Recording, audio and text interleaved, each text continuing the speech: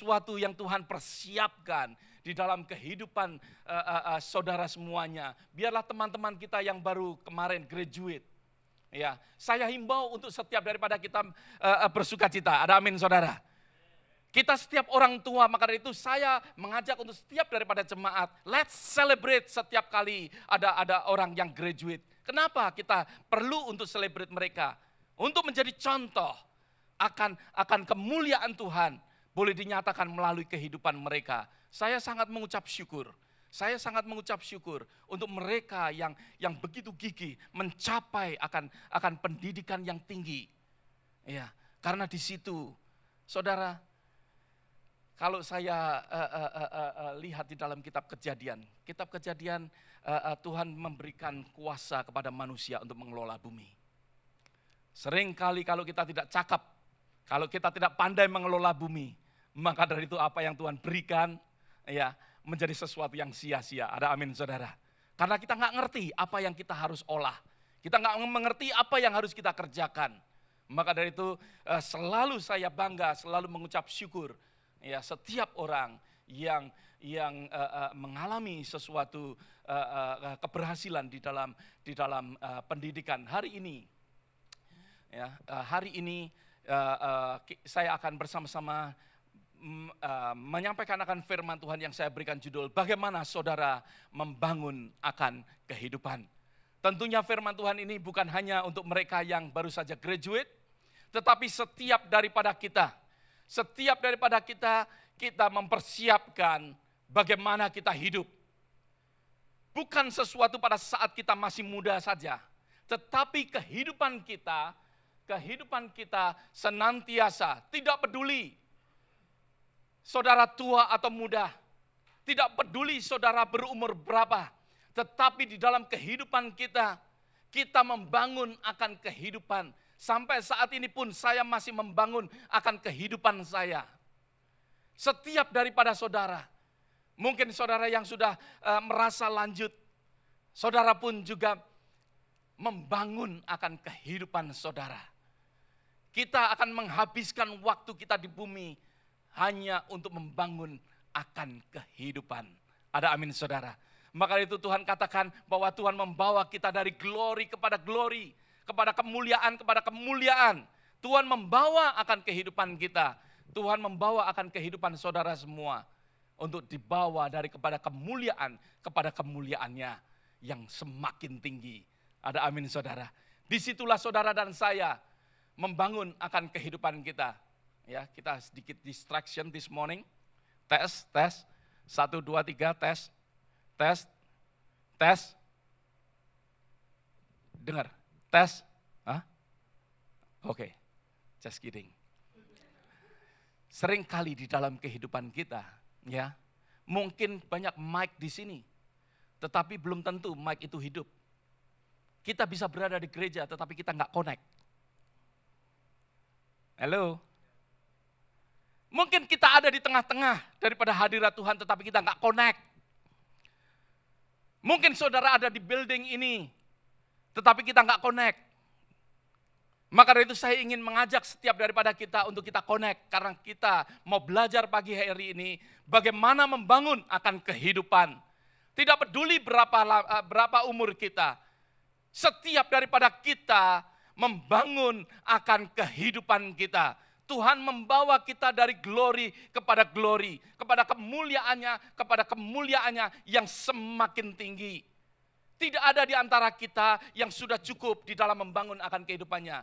Sementara kita masih ada di dunia, sementara kita masih hidup, Tuhan memakai kita, Tuhan membawa kita untuk kita berada di dalam kemuliaannya yang semakin tinggi. Di dalam kitab Matius, pasal yang ke-7, ayat yang ke-24 sampai ayat yang Matius pasal yang ke-7, ayat yang ke-24 sampai ayat yang ke-27. Mari kita buka bersama-sama. Saya sudah siapkan di sini, ya, di dalam bahasa Indonesia. Dikatakan di dalam Matius 7 ayat 24 sampai ayat yang ke-27. Setiap orang yang mendengar perkataanku ini dan melakukannya, ia sama dengan orang yang bijaksana, yang mendirikan rumahnya di atas batu, kemudian turunlah hujan, dan datanglah banjir. Lalu angin melanda rumah itu, tetapi rumah itu tidak roboh sebab didirikan di atas batu. Tetapi setiap orang yang mendengar perkataanku ini dan tidak melakukannya, ia sama dengan orang yang bodoh yang mendirikan rumahnya di atas pasir. Kemudian turunlah hujan, datanglah banjir, lalu angin melanda rumah itu sehingga rubuhlah rumah itu dan hebatlah kerusakannya. Saya senang sekali dikatakan di dalam yang terakhir, dikatakan hebatlah kerusakannya. Hebatlah kerusakannya. Karena apa? Karena sering kali di dalam kita membangun akan kehidupan kita, kita tidak menyadarin bahwa kalau kita ada sesuatu kesalahan di dalam membangun akan kehidupan kita, maka dari itu hebatlah kerusakannya. Ada sesuatu kerusakan yang hebat. Di dalam kehidupan kita, kita bisa mengalami kerusakan yang hebat. Karena apa? Karena kita salah membangunnya. Karena kita tidak menyadarin bahwa nanti akan mengalami sesuatu kerusakan. Kita mungkin memikirkan, ya udahlah bangun rumah begini aja lah. Iya. Saudara, sering kali ya kalau dikatakan musim hurricane begitu ya. Saya paling takut di antara building ini, di sekitar gereja kita, yang saya paling takut, saudara yang saudara paling takutin kira-kira apa? Kalau saya yang paling saya takutin yaitu storage di belakang. Karena kita tidak menanamkan suatu fondasi. Kita hanya letakkan di atas sebuah batu. Ya, saudara bisa lihat nanti. Hanya kita letakkan di atas sebuah batu dan kita membangun ya di atas batu itu. That's it. Maka dari itu kalau hurricane naik, kita nggak mengerti. Ya, maksudnya membawa rumah itu naik, nanti akan turunnya di mana kita nggak tahu. Ya, ini yang sering saya berpikir begitu ya. Sering kali yang saya renungkan. Wow, ini gimana? Ya, mungkin kita nggak memikirkan. Bagi kita yang nggak mengetahui, mungkin kita tidak akan berpikir.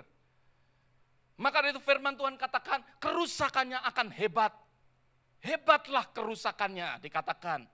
Mengalami sesuatu kerusakan yang luar biasa. Di dalam tahun 1173, Agustus 9, 1173, ada seorang Italian arsitek yang bernama Bonanno Pisano membangun suatu menara yang terkenal sampai saat ini, yang saudara kenal dengan Menara Pisa.